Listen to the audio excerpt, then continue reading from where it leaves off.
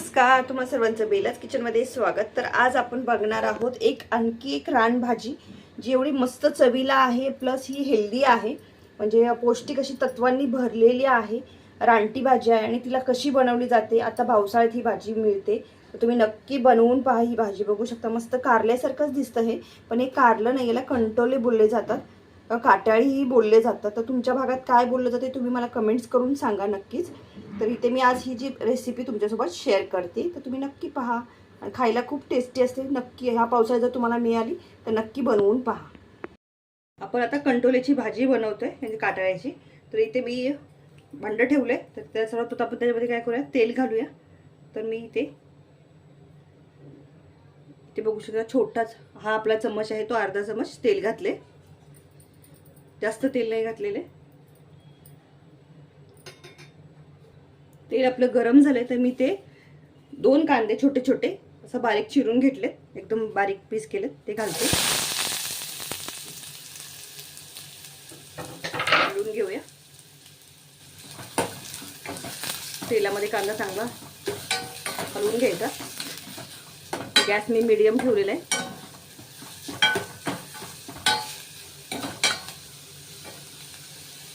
तर याच्यामध्ये आपल्याला 5-6 लसणाच्या पाकळ्या मी मोठ्या मोठ्या ठेचून घेतलेत, बघू शकता, बारीक अशी पेस्ट नाही केलेली, क्रंच असला ना की छान लागतो तो। हे आपण हलवून घेऊया, कांदा आणि लसूण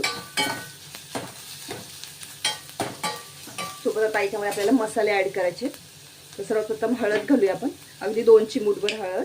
हळदीचा जास्त वापर नाही मी करत, कारण त्याने पिवळं पिवळं कालवण होतं, यासाठी हळद घालायची फक्त 2 चम्मच, म्हणजे 2 चिमूटभर, असं जास्त नाही। आपल्याला इथे घालायचा आहे घाटी मसाला। मी जो माझा डेलीचा घाटी मसाला आहे, तुमच्यासोबत शेअर केलेला आहे खूप सारी रेसिपीज, तो घालते तिखटाप्रमाणे। तर इथे हे झणझणीत कोल्हापुरी तिखट असतं, त्यामुळं तिखटाच्या अंदाजेच घालायचं आहे। तर इथे बघू शकता मी एक छोटा चम्मच, म्हणजे अर्धा चम्मच, जे डेलीचा चम्मच आहे माझा, तो अर्धा चम्मचच्या अंदाजे घातलाय। तर मसाला आपण एकदा हलवून घेऊया तेलामध्ये, आणि काय कलर छान येतो कालवणाला, तुमच्या भाजीला। तुम्ही जी कोणती भाजी बनवतात घाटी मसाला घाला आमचा, माझ्या पद्धतीने बनवून तुमची रेसिपी मस्त अशी झणझणीत होईल, आणि कलरही खूप छान असा येतो तर्रीवाला। तर हे सगळं भाजून देतोय। तर याच्यामध्ये आता आपल्याला हा घरच्या घरी बनलेला माझा घरगुती गरम मसाला ही आहे, मी रेसिपी शेअर केलेली आहे। हा खूप स्ट्रॉंग आहे, तर तुम्ही तोही करू शकता त्या पद्धतीनं। तर इथे बघू शकता मी अर्धा चम्मच गरम मसाला घातलाय। मसाला तेलात भाजला याची शिंक येतेच, म्हणजे येतेच, मला तर नेहमी येते, मसाला भाजला की नाही शिंक येते, मस्त सुगंध येतो मसाल्याचा। इथे मी काय केलंय, 2 चम्मच छोटे चम्मच, 2 छोटे चम्मच ही आहे आपली तूर डाळ भिजत घातलेली, थोडीशी, म्हणजे भिजली म्हणजे काय सॉफ्ट होते आणि शिजायला ही पटकन सोपी जाते, आणि त्यामुळे त्यात पावडर वगैरे लावलेली असेल तीही निघून जाते। हे बघू शकता, पाणी कसं खराब निघतं, यासाठी काय करायचं, नेहमी तूर डाळ आहे ही पाण्यात भिजत घालायची। तर हे पाणी मी काढून घेते साईडला। तर सर्वप्रथम आपला कांदा हे वगैरे सॉफ्ट झालाय, तर आपल्याला काय करायचं, ते कंटोली आहेत किंवा काटाळे आहेत ते धुवून घेतले स्वच्छ पाण्याने, ते आपण याच्यामध्ये घालून घेऊया।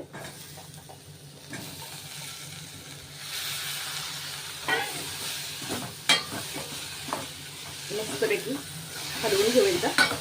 सुकं म्हणलं तरी सुक्याची रेसिपी तुमच्यासोबत वेगळ्या प्रकारे शेअर केलेली आहे, तुम्ही तीही पाहू शकता, काटाळ्याची, कंटोळ्याची।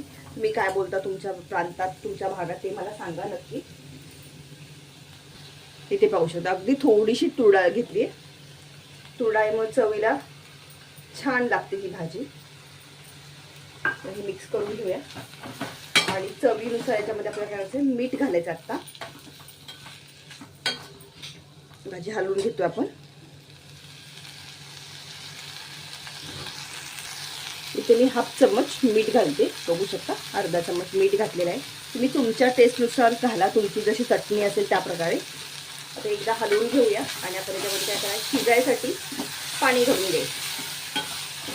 मसाला चांगला भाजला तेलामध्ये की त्याला तर्री येते जबरदस्त। तर हे भाजून झाले, आता पाणी घालूया आपण। कंठोली आणि म्हणजे काटाळी आणि तूर डाळ शिजली पाहिजे या अंदाजाने आपल्याला पाणी घालायचं। अशी रसदार भाजी बनवायची आपल्याला, खूप ही घट्ट नाही किंवा खूप ही पातळ नाही, भाकरीसोबत किंवा भातासोबत खायला येईल अशी। तर त्यामुळे थोडंसं पाणी घालते, कारण शिजली पाहिजे, शिजून एवढी तरी झाली पाहिजे मिनिमम, या अंदाजे पाणी घालायचं। शिजायला पाहिजे. मी इथे 1 आणि हाफ ग्लास पाणी घातलंय. आता वरून काय घालायचं आपल्याला, आता बघू शकता भाजीला आपल्या उकळी आली. तर ह्या वेळेला ह्या स्टेजला म्हणजे आता उकळी आली ना की आपण याच्यामध्ये शेंगदाण्याचं कूट घालून घ्यायचं. तर मी ते शेंगदाण्याचं कूट बारीक म्हणजे शेंगदाणे भाजून बारीक करून ठेवलेले असतात भरून, तर त्याचं कूट घालते मी. बघू शकता इथे 1 आणि हा भरून 1 चम्मच, असे 2 चम्मच कूट घातले. शेंगदाण्यामुळे काय होतं, घट्टसरपणा येतो. तुम्ही खोबऱ्याचं ही घालू शकता वाटण करून. शेंगदाण्याचं घातलं तरीही चांगलं, खूप सुंदर भाजी बनते. तुम्ही अशा प्रकारे बनवून पहा. रेसिपी आवडल्यास लाईक, सबस्क्राईब आणि शेअर करायला मात्र विसरायचं नाही. इतरही व्हिडिओ आहेत त्याच्यावरती जाऊन तुम्ही पहा. खूप सुंदर सुंदर रेसिपी आहेत त्या तुम्हाला नक्की आवडणार आहेत. गावठी रेसिपी आहेत, म्हणजे आपण जे हॉटेलमध्ये वगैरे खातो त्याही रेसिपी आहेत खूप साऱ्या. इथे मी हिरवीगार कोथिंबीर बारीक चिरून घेतली, तीही घालते मस्त. आणि आता याला कमी आचेवरती मस्त असं शिजवून घ्यायचं 10 ते 15 मिनटं. म्हणजे डाळ शिजली की संपलं, समजून जायचं की आपली भाजी शिजलेली आहे.